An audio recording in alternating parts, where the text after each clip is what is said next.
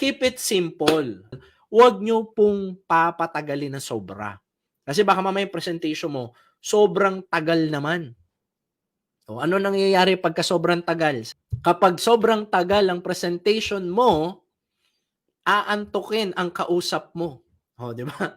Aantukin ang kausap mo. Sobrang tagal eh. So keep it simple, madaling maintindihan. Huwag ka masyado gumamit ng words na alam mo yon hindi nakaka-relate yung mga normal na tao. So kailangan you make it simple. Huwag ka masyadong scientist, di ba? Pagka nag-explain. Sabi nga ni Mentor Drex, no? Huwag ka masyadong scientist, di ba? Sa pag-i-explain, di ba? Kasi nga yung iba hindi nakaka-relate. So kaya very very powerful po, you keep it simple. Madaling maintindihan. Ayan. So kapag ka madaling maintindihan yan, catch agad ng prospect mo, ng kausap mo. So ano nangyayari ngayon? Mas na-visualize niya, ganito lang pala to kadali gawin.